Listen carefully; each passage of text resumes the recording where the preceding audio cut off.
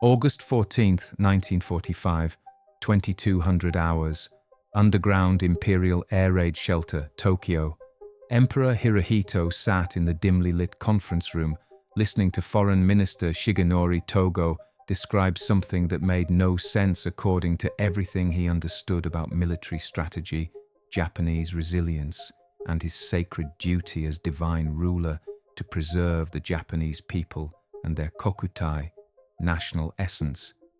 Togo was describing casualties, not battle casualties from fighting enemy forces, not civilian casualties from American firebombing raids that had already destroyed 67 Japanese cities, but projected casualties from continuing the war, casualties from invasion that military planners estimated would reach between 20 million and 25 million Japanese deaths. Casualties from starvation as American naval blockade tightened. Casualties from additional atomic bombs that American leaflets warned would be dropped on Japanese cities until surrender was accepted. The Emperor had read intelligence reports showing Japan's strategic position was hopeless. American carriers controlled the seas surrounding Japan. B-29 bombers controlled the skies over every Japanese city. Soviet Union had declared war on August 9th and was destroying Kwantung Army in Manchuria. Food supplies were critically short, with urban populations receiving less than 200 calories daily. War production had collapsed, with factories unable to obtain raw materials or distribute finished goods. Every quantitative measure showed Japan had lost the war and that continuing would only increase suffering without possibility of victory. But what the Emperor was hearing now went beyond strategic calculations. Togo was describing what continuation would mean for Japanese people, not abstractly, but specifically. Millions of civilians would die during invasion as military forced them to resist with bamboo spears. Millions more would starve during prolonged siege as Americans destroyed remaining food production and distribution. Additional atomic bombs would destroy more cities, potentially including Kyoto, the cultural heart of Japan, containing 1,600 Buddhist temples and 400 Shinto shrines. The Japanese race might cease to exist as distinct people if continuation led to annihilation rather than defeat. Think about that moment. August 14th, 1945. Emperor of Japan, considered divine by his people.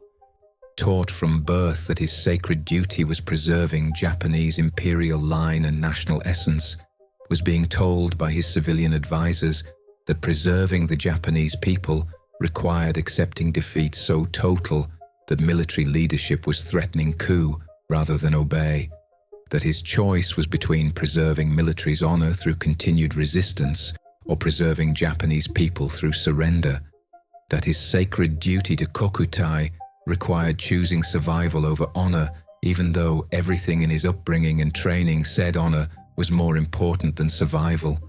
What the Emperor didn't know, as he listened to Togo's presentation, was that 8 floors above him in Imperial Palace, army officers were planning coup attempt to seize the recording of his surrender announcement and prevent its broadcast the next day. That Major Kenji Hatanaka and approximately 20 officers would attempt to storm palace, occupy broadcasting facilities, and prevent Emperor from announcing surrender. That coup would fail, not because military wouldn't support it, but because middle-ranking officers couldn't secure support from senior generals needed to legitimize seizure of power. What the Emperor didn't know was that in 6 hours he would record surrender announcement for broadcast at noon, August 15th, announcement that would require 2 takes because first recording had technical problems requiring re-recording, that his announcement would explicitly cite atomic bombs as justification for surrender, stating that enemy has begun to employ a new and most cruel bomb, and that continuing war would lead to total extinction of human civilization, that his words would provide political cover for surrender by emphasizing external circumstances beyond Japan's control rather than military defeat acknowledging superior enemy. What the Emperor didn't know was that War Minister General Anami, sitting at conference table arguing passionately for continued resistance, even facing American invasion, Soviet attack, and atomic bombs, would commit ritual suicide in 8 hours rather than accept surrender he couldn't prevent. That Anami's suicide note would state, believing firmly that our sacred land shall never perish, I, with my death, humbly apologize to the Emperor for the great crime. That Anami's death would represent military factions' inability to accept defeat regardless of circumstances. What the Emperor didn't know was that 40 years later, in 1985, his former chamberlain would publish memoir describing this conference and revealing that Emperor had been deeply conflicted about surrender. That memoir would state Emperor understood rationally that surrender was necessary, but felt emotionally that accepting defeat violated his sacred duty as divine ruler. That Emperor resolved this conflict by reframing surrender not as accepting defeat, but as protecting Japanese people from extinction, making surrender compatible with his sacred duty rather than contradictory to it. What the Emperor didn't know was that his decision to surrender despite military opposition would transform post-war Japanese understanding of Emperor's role from warrior leader commanding military to symbol of nation protecting people. That this transformation would enable democratic reforms during occupation by separating Emperor's sacred status from political power. That Emperor's surrender decision would be remembered as demonstrating that true leadership meant making impossible choices to protect people rather than preserving honor through destruction. What the Emperor didn't know was that American decision-makers had debated whether to preserve or abolish the imperial institution during occupation. That Secretary of War Henry Stimson had argued for preserving Emperor as means of securing Japanese cooperation with occupation. That Emperor's surrender broadcast would validate Stimson's position by demonstrating that Emperor commanded sufficient loyalty to end war without requiring invasion that would kill millions. That Emperor's usefulness in securing surrender would protect imperial institution from abolition during occupation. What the Emperor didn't know was that his surrender announcement would reach Japanese soldiers and civilians who had been taught that Emperor was divine and that his word was absolute command. That some would commit suicide rather than accept surrender. That most would accept defeat because Emperor commanded it, demonstrating that imperial authority could transform military resistance into peaceful cooperation instantly. That this transformation would shape American occupation by making Emperor's endorsement of democratic reforms essential for their acceptance. What the Emperor didn't know was that historians would debate for decades whether his decision to surrender was based primarily on atomic bombs, Soviet invasion, or accumulated military defeats. That Emperor's explicit emphasis on atomic bombs in surrender announcement would be analyzed as strategic framing, providing acceptable explanation for defeat. That debate would never be fully resolved, because Emperor's decision resulted from multiple factors where atomic bombs provided justification rather than sole cause. The mathematics of surrender were being written in casualty projections and strategic assessments and sacred duty calculations. And those mathematics were proving something that would reshape Japanese imperial institution, that sometimes divine rulers must choose survival over honor, that protecting people requires accepting defeat, and that true leadership means making choices that contradict tradition when tradition leads to extinction. By the time Foreign Minister Togo finished his presentation at 22:30 hours and Prime Minister Suzuki requested Emperor's decision, the outcome was already determined, though military faction didn't know it yet. Emperor had decided that his sacred duty required accepting surrender to prevent Japanese extinction. The next 12 hours would see attempted coup, War Minister's suicide, and surrender broadcast that would end Pacific War. And Emperor Hirohito would spend rest of his life 46 more years until his death in 1989, living with decision he made in underground bunker that saved Japanese people by accepting defeat that destroyed military's honor. August 9th to 13, 1945. Meanwhile, during the 5 days between Nagasaki bombing and Emperor's final decision, Supreme War Council remained deadlocked, despite accumulating evidence that continuation was impossible. Prime Minister Kantaro Suzuki's diary entries from August 9th to 13, preserved in archives and published posthumously, documented the deadlock that would require Emperor's unprecedented intervention to break. The diary entry from August 9th stated that Supreme War Council met following Nagasaki bombing. According to the entry, Council remains divided 3-3 on accepting Potsdam Declaration. Foreign Minister Togo, Navy Minister Yonai, and myself favor immediate acceptance with only condition preserving Emperor's status. War Minister Anami, Army Chief of Staff Umezu, and Navy Chief of Staff Toyoda demand 4 conditions: preserving Emperor, allowing Japan to conduct own war crimes trials, limiting occupation forces, and permitting Japan to disarm itself rather than being disarmed by allies. The diary documented that Suzuki convened multiple council sessions August 9 to 13, but deadlock persisted. According to diary entries, Togo argues that demanding 4 conditions is effectively rejecting Potsdam Declaration and that allies will refuse these terms, resulting in continued war we cannot win. Anami argues that accepting unconditional surrender without guarantees is unacceptable dishonor and that military can still inflict sufficient casualties on invasion forces to negotiate favorable terms. Neither side will compromise. Council cannot reach decision. Most significantly, diary entry from August 13th recorded Suzuki's decision to request imperial conference where Emperor would make final decision. According to the entry, Council has met 5 times in 4 days without reaching agreement. This paralysis cannot continue while Americans drop atomic bombs and Soviets destroy our armies in Manchuria. I have requested imperial conference for tonight where Emperor will decide. This is unprecedented. Emperor has never directly intervened in policy decisions, but circumstances require Emperor exercise his constitutional authority to resolve deadlock that threatens nation's survival. August 14th, 1945. 1000 hours. Meanwhile, in NHK radio studios, technicians were preparing recording equipment that would be used to record Emperor's surrender announcement that night, equipment that would capture words ending Pacific War.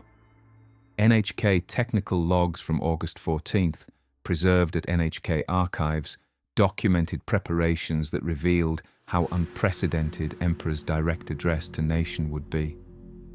The log stated that NHK received orders August 14th morning to prepare for recording important imperial announcement to be broadcast August 15th at noon. According to the logs, instructions specified that Emperor himself would read announcement, unprecedented event, as Emperor has never addressed nation directly via radio. Technical staff ordered to prepare highest quality recording equipment and ensure perfect audio quality. Backup equipment prepared in case of technical failures. The logs documented technical challenges according to archives. The logs noted, Emperor's voice has never been recorded for broadcast. Technical staff uncertain about optimal microphone positioning and audio levels for imperial voice. Multiple test recordings scheduled to establish proper settings. Security concerns require that recording session be conducted in palace rather than NHK studios, necessitating transport of recording equipment to unfamiliar location. Most significantly, the logs recorded instructions about content secrecy. According to the logs, technical staff instructed not to discuss recording subject matter with anyone. Military police will monitor all personnel involved in recording to prevent leaks about announcement content. Recording will be made in duplicate with both copies to be secured under armed guard until broadcast time to prevent interception or destruction. August 14th, 1945, 2200 hours. Emperor Hirohito's Chamberlain's memoir, published in 1985, titled Serving the Emperor Inside the Imperial Court, 1936-1989, described the Imperial Conference on August 14th, where Emperor made final decision to surrender. The memoir stated that Imperial Conference convened at 2200 hours in underground shelter beneath Imperial Palace. According to the memoir, present were Emperor, Prime Minister Suzuki, 6 Supreme War Council members, and several additional cabinet ministers and senior advisors. Conference room was small and poorly ventilated. Temperature was oppressive despite electric fans. Everyone was exhausted from 5 days of continuous meetings without resolution. The memoir documented that Prime Minister Suzuki opened conference by explaining deadlock. According to published account, Suzuki stated that Supreme War Council had met repeatedly since August 9th, but remained divided on whether to accept Potsdam Declaration with one condition preserving Emperor or demand 4 conditions preserving Japanese sovereignty and military honor. He stated that circumstances required immediate decision and respectfully requested that Emperor provide guidance to break deadlock. The memoir described presentations from both factions according to published account. The memoir stated, Foreign Minister Togo presented case for immediate acceptance with minimal conditions. He described Japan's strategic situation, Soviet invasion of Manchuria proceeding rapidly with Kwantung Army collapsing, American B-29s bombing remaining Japanese cities at will, atomic bombs destroying cities with single attacks, naval blockade preventing food imports causing starvation and complete collapse of war production. He argued that continuing war would result in Japanese extinction and that accepting surrender now was only way to preserve Japanese people and imperial institution. Most significantly, the memoir documented War Minister Anami's counter-argument according to published account. The memoir stated, Anami presented case for continuing resistance until better terms could be negotiated. He acknowledged Japan's difficult position, but insisted military could still defend home islands and inflict such casualties on invasion forces that Americans would accept a negotiated peace preserving Japan's sovereignty. He argued that accepting unconditional surrender would result in occupation abolishing imperial institution and executing Emperor as war criminal. He stated that dying in battle defending Japan was preferable to living under humiliating occupation that destroyed everything Japanese people valued. August 14th, 1945, 22:30 hours. The Chamberlain's memoir described Emperor's response to presentations with detail, revealing his reasoning and emotional state when making decision to surrender. According to the memoir, Emperor sat silently for several minutes after presentations concluded. The memoir stated, Emperor's face showed great strain. Everyone understood he was making most important decision in modern Japanese history. Decision that would end war, but also acknowledge defeat for first time in Japan's 2,600-year history, according to imperial mythology. Silence in conference room was absolute. No one spoke while Emperor contemplated decision. The memoir documented that Emperor began speaking at approximately 22:30 hours. According to published account, Emperor's voice was quiet but clear. He stated that he had listened carefully to both positions and that both sides presented valid arguments from their perspectives, but he said that circumstances required him to make decision based on higher duty, his sacred responsibility to preserve Japanese people and ensure continuity of imperial line. Most significantly, the memoir quoted Emperor's explanation for his decision according to published account. The memoir stated Emperor said, "I have considered whether continued resistance serves Japanese people's interests or threatens their extinction. Military assures me they can defend homeland against invasion, but defending successfully means forcing civilians to fight with bamboo spears against American tanks. It means accepting millions of casualties during prolonged siege. It means risking atomic bombs destroying our cultural heritage, including Kyoto. It means possibility that Japanese race ceases to exist as distinct people. I cannot accept this outcome. The memoir documented Emperor's specific concerns according to published account. The memoir stated, Emperor continued, Foreign Minister has shown me casualty projections for continued war. Military estimates range from 20 million to 25 million Japanese deaths during invasion and occupation of home islands. These numbers exceed Japan's entire war dead to date by a factor of 10. Additionally, atomic bombs represent threat we cannot defend against. Americans have demonstrated they possess multiple weapons and will use them.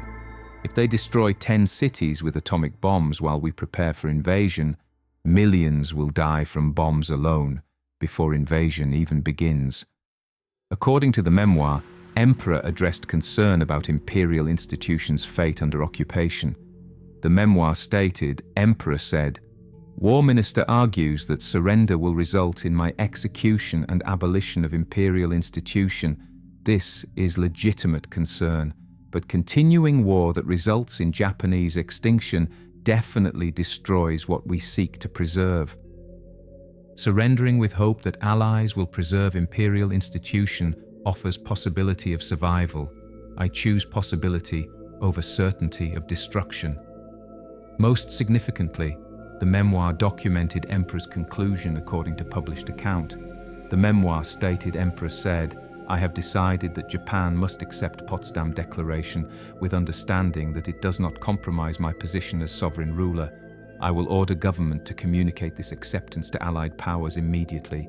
I will record announcement to be broadcast to Japanese people tomorrow informing them of this decision. The war must end. My duty to Japanese people requires accepting this bitter necessity. August 14th, 1945, 2300 hours. The Chamberlain's memoir described immediate reactions to Emperor's decision, revealing deep divisions that would lead to attempted coup within hours. According to the memoir, Prime Minister Suzuki immediately expressed support for Emperor's decision. The memoir stated, Suzuki stated that Emperor had spoken wisely and that his decision would save Japanese people from destruction. Foreign Minister Togo similarly expressed agreement, stating that Emperor had made difficult but necessary choice. Navy Minister Yonai quietly nodded acceptance. But the memoir documented that military faction members showed distress. According to published account, War Minister Anami sat motionless, staring at table. Army Chief Umezu's jaw was clenched. Navy Chief Toyoda looked down, avoiding eye contact. Their body language showed they disagreed with Emperor's decision, but could not openly oppose it because Emperor had spoken. Protocol required accepting imperial decision regardless of personal views. Most significantly, the memoir noted suspicious departure of junior officers who had been waiting outside conference room. According to published account, as we exited conference room, I noticed several mid-ranking army officers speaking urgently in hushed tones. One officer, later identified as Major Hatanaka, was visibly agitated. They departed quickly when War Minister Anami approached them. At the time, I thought nothing of it. Only later did I learn they were planning coup attempt to prevent surrender announcement from being broadcast. August 14th, 1945, 23:30 hours. NHK technical logs documented Emperor's recording of surrender announcement following Imperial Conference decision. The logs stated that Emperor arrived at recording location at 23:30 hours on August 14th. According to the logs, Emperor was accompanied by chamberlains and palace guards. Recording equipment had been set up in small room within palace complex. Emperor appeared tired but composed. He carried written text of surrender announcement that he would read for recording. The logs documented that first recording attempt began at 23:50 hours. According to the logs, Emperor reads surrender announcement text in formal court Japanese. Reading took approximately 5 minutes. However, recording engineer reported technical problems with audio quality after recording was completed. Background noise from ventilation system had interfered with recording. Second attempt would be necessary. The logs noted that air raid warning interrupted proceedings. According to the logs, at 23:55 hours, air raid sirens sounded indicating approaching B-29s. Emperor remained calm, stating that recording was urgent regardless of bombing raid. All clear signal came at 00:05 hours August 15th. Second recording attempt began at 00:10 hours. Most significantly, the logs documented successful second recording. According to the logs, Emperor completed second reading of surrender announcement at 00:15 hours August 15th. Recording engineer confirmed audio quality was acceptable. 2 disc recordings were created. Both would be secured in separate locations to prevent destruction before broadcast time. Emperor departed at 00:25 hours. Guards took possession of recordings for secure storage until broadcast at noon August 15th. August 15th, 1945, 0200 hours. Meanwhile, as Emperor slept after recording surrender announcement, Major Kenji Hatanaka and approximately 20 junior army officers were launching coup attempt to prevent broadcast. Hatanaka's diary entries from August 14 to 15, discovered after his suicide and preserved in archives, documented coup planning and execution with detail revealing conspirators' motivations and their failure to secure support needed for success. The diary entry from late August 14th stated, according to preserved text, "Emperor has decided to surrender. This decision is catastrophic betrayal of everything Japan stands for. Emperor has been misled by weak civilian advisors who don't understand military honor. Our duty is protecting Emperor from making decision he will regret. We must seize surrender recording and prevent broadcast. Then we will convince Emperor to reconsider and continue fighting." The diary documented coup planning according to preserved entries. Hatanaka stated, "We have secured commitment from approximately 20 officers to participate in coup. We will occupy Imperial Palace, seize recording of surrender announcement, occupy NHK broadcasting facilities, and prevent announcement from airing. We will then request audience with Emperor to explain why surrender is wrong and convince him to reverse decision. If necessary, we will declare martial law and continue war under military government until Americans negotiate favorable peace terms." Most significantly, diary entries revealed that conspirators failed to secure support from senior generals. According to preserved text, "We requested General Anami's support, but he refused, stating he couldn't oppose Emperor's explicit decision. We requested General Mori's support, but he also refused. Without support from senior generals, we cannot legitimize our actions. But we must proceed anyway because allowing surrender announcement to broadcast would be greater crime than acting without proper authorization." August 15th, 1945, 0200 hours.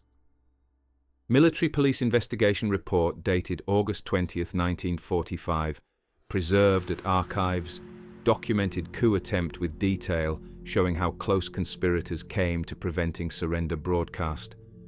The report stated that coup began at approximately 0200 hours on August 15th. According to the report, Major Hatanaka and approximately 20 officers entered Imperial Palace grounds, claiming they had orders to reinforce Palace Guard due to security concerns. Once inside, they attempted to locate and seize recordings of Emperor's surrender announcement. They detained Palace Guards and searched offices and storage areas, attempting to find recordings. The report documented that conspirators failed to locate recordings. According to the report, Recordings had been secured in separate locations by chamberlains who anticipated potential coup attempt.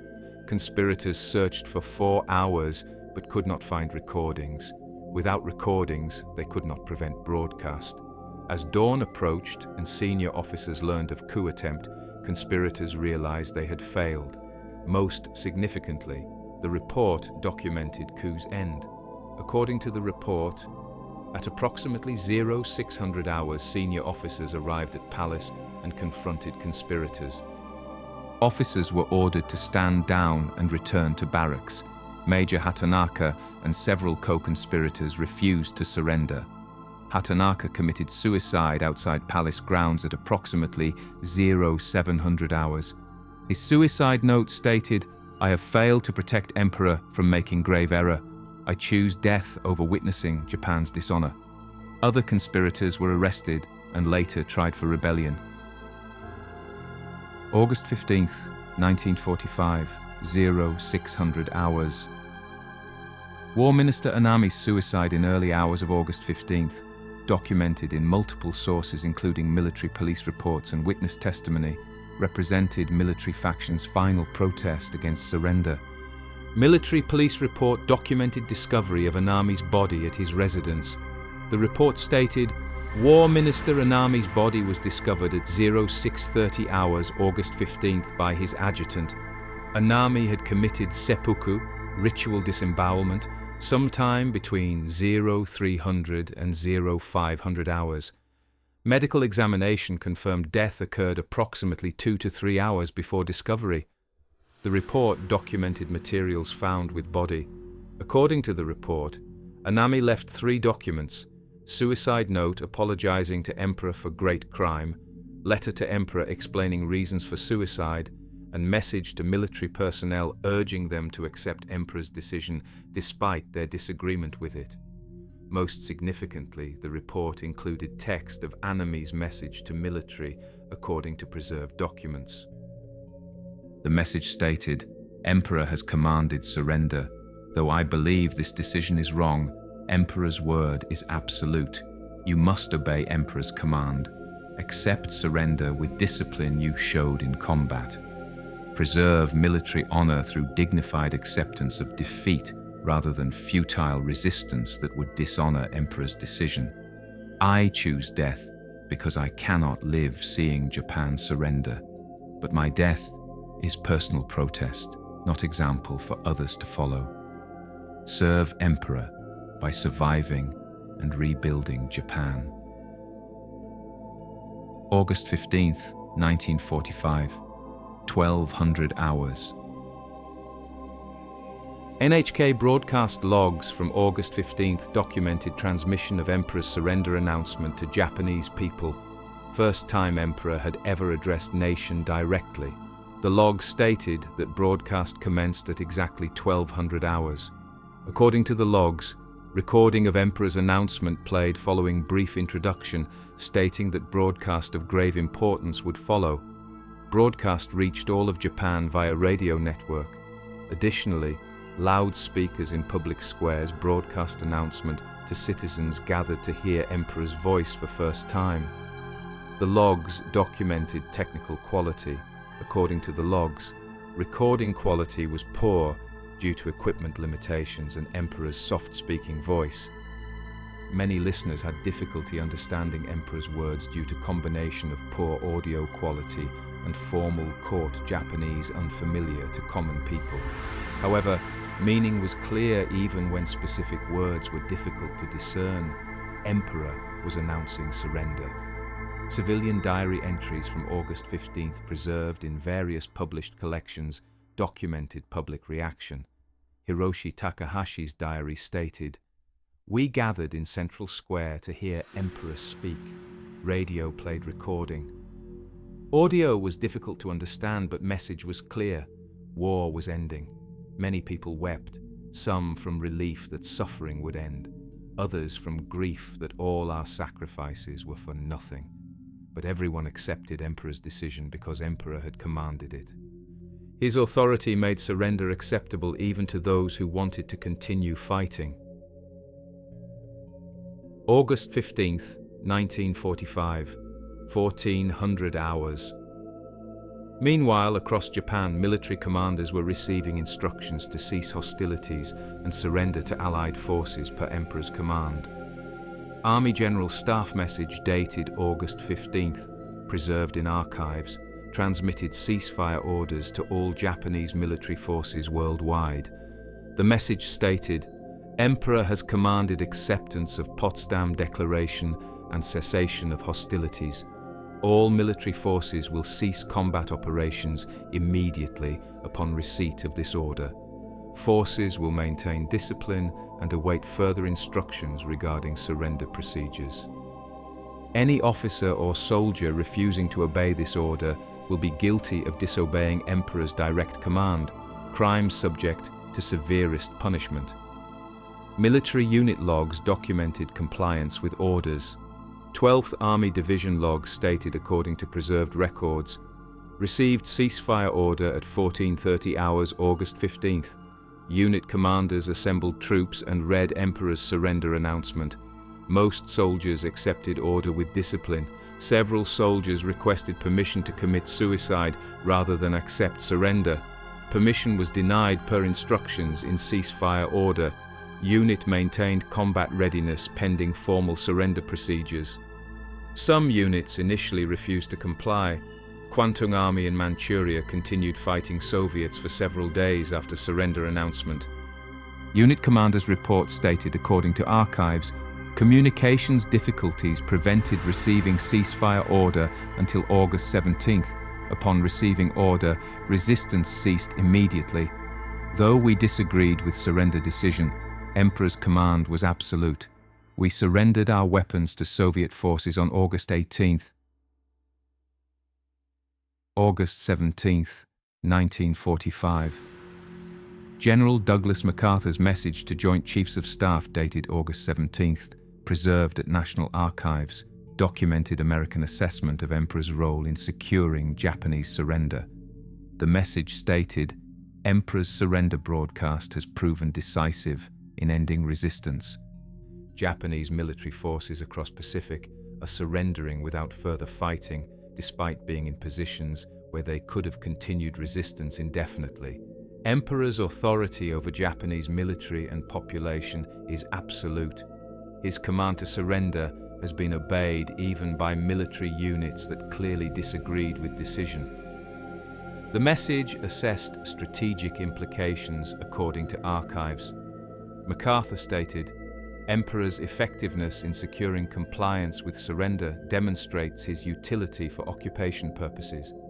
Rather than abolishing imperial institution, I recommend preserving it and using Emperor's authority to legitimize occupation policies.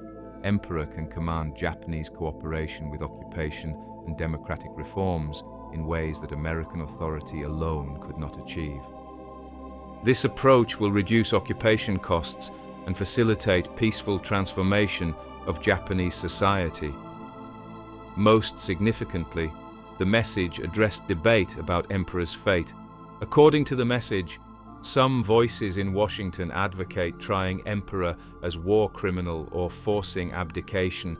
I strongly oppose both approaches.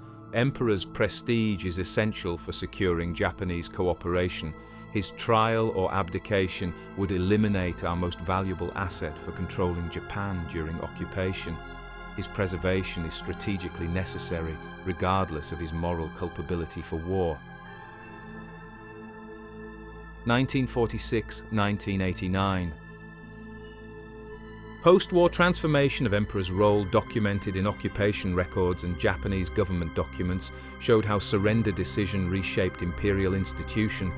Occupation authorities' assessment dated June 1946 analyzed Emperor's changing status. The assessment stated, "Emperor Hirohito has cooperated fully with occupation authorities. He has endorsed democratic reforms, including new constitution that reduces emperor from sovereign ruler to symbol of state. He has renounced divinity publicly, stating he is human, not God. He has supported land reform, labor rights, women's suffrage, and educational reform. His endorsement has been essential for Japanese acceptance of these revolutionary changes. The assessment noted strategic success of preserving Emperor.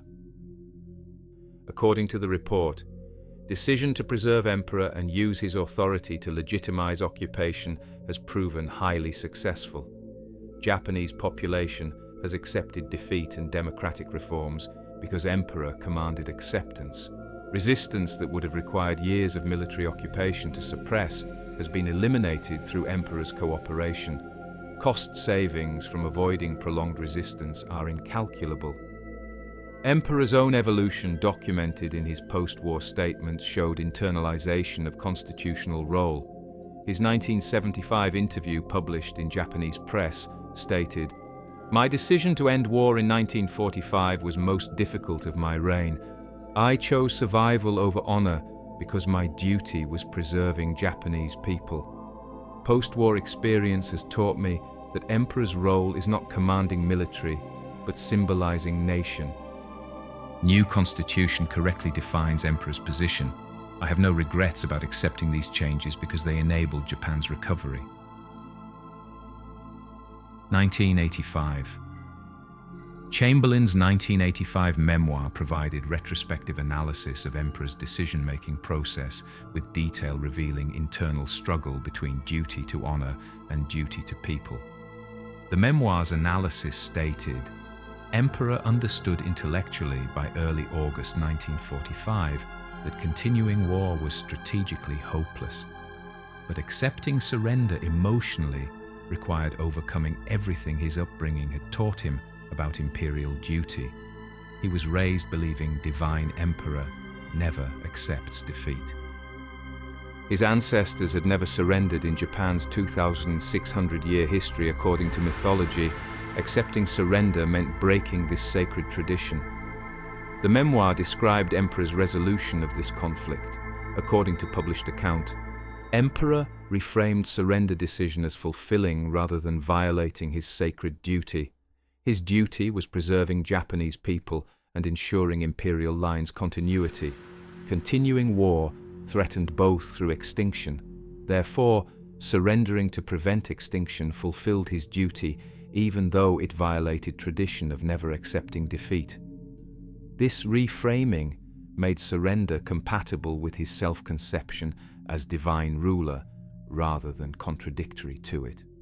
Most significantly, the memoir revealed Emperor's private acknowledgement of war responsibility. According to published account, in private conversations during occupation, Emperor acknowledged that he bore responsibility for war continuing as long as it did. He stated that he should have opposed military's expansion plans more forcefully in 1930s.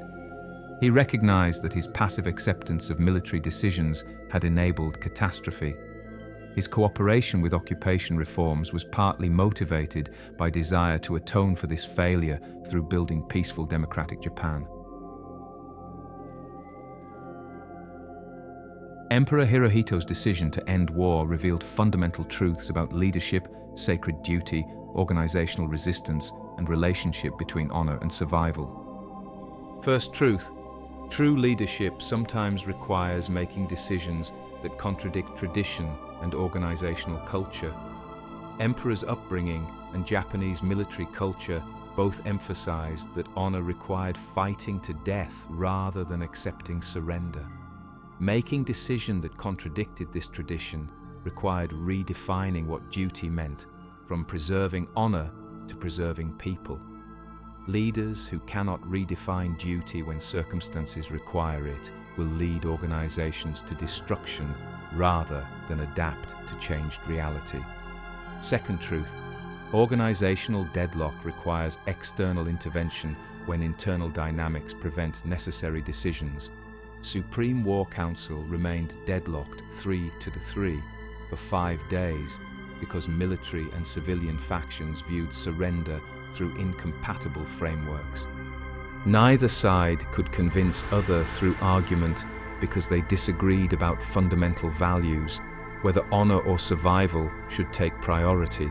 Only Emperor's intervention could break deadlock because his authority transcended organizational dynamics preventing decision. Third truth: Preventing greater tragedy sometimes requires accepting smaller tragedy. Surrendering meant accepting occupation, potential imperial abolition, and national humiliation. But continuing war meant 20 to 25 million deaths, national extinction, and cultural destruction. Choosing smaller tragedy over greater required acknowledging that there were no good options, only less catastrophic ones. Leaders who cannot accept imperfect choices will miss opportunities to prevent greater disasters. Fourth truth: authority figures' effectiveness depends on maintaining credibility through consistency. Emperor commanded absolute obedience from Japanese military and population because his authority was considered sacred and absolute. His surrender command was obeyed even by military units that disagreed because disobeying Emperor was unthinkable. But this authority required that Emperor rarely intervene in policy decisions, preserving his authority for moments when it was truly necessary. Leaders who overuse authority diminish its effectiveness when most needed. Fifth truth: reframing decisions as fulfilling rather than violating core values enables accepting necessary changes that seem to contradict identity. Emperor couldn't accept surrender while believing it violated his sacred duty to preserve imperial tradition. But reframing surrender as protecting Japanese people, which was also sacred duty, made surrender compatible with his role rather than contradictory.